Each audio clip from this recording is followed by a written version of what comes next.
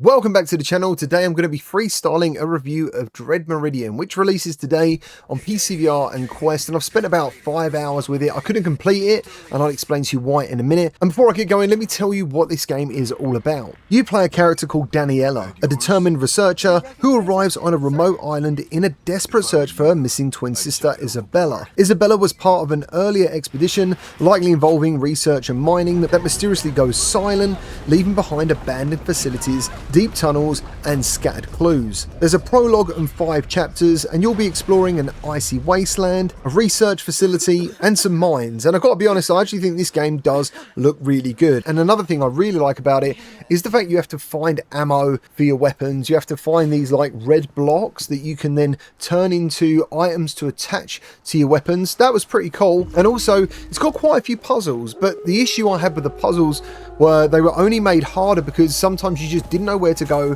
and what to do, and this was made even more difficult because audio cues are overlapping. I don't like playing my games with subtitles, especially in VR. I just find like certain devs find it very hard to place them in the right place, you know, make them the right size so it doesn't really interrupt your gameplay immersion. And I found instantly that having subtitles on in this game, as it is set by default, was pretty immersion breaking. So I turned them off, and then I realized if I go up to an item and press A sometimes with subtitles off, I just didn't know what to do. So I had to turn subtitles back on, but then make them very small. Did it make it much smaller? Not really, but I needed them anyway to basically understand what I needed to do next. But there is certain parts of this game that I really enjoyed, and it reminded me of games like Resident Evil 7, and this is quite obviously that is a big thing to say. And there was a little sprinkling of Half-Life Alyx in there with their own monster, which is basically like Jeff from Half-Life Alyx, but you must realise that this game is not as good as either of those games. In fact, this game, I feel bad saying it, this is definitely an indie game.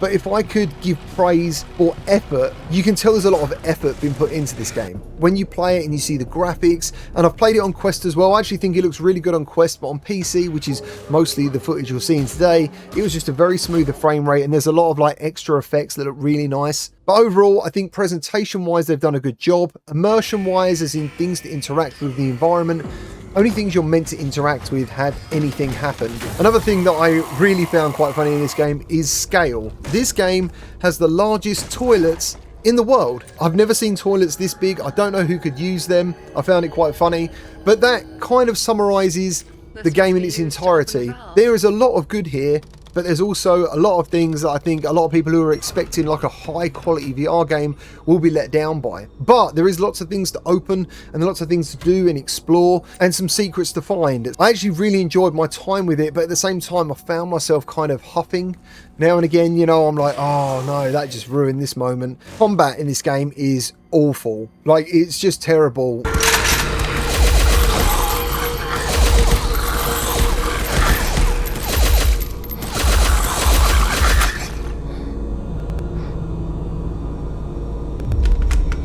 Not only can you take the enemies down really easily with the knife, the guns feel okay to use, but not great. And there was a certain part with a boss where it kept respawning ammo, basically nearly giving me infinite ammo to play the rest of the game with. But again, this boss in particular looked pretty impressive in VR. I was like, this looks really good. But also all the enemies just vanish. Like, if you blink, they're gone. And that was the same as the big boss as well. I turned my back to pick something up and he just disappeared like nothing had happened.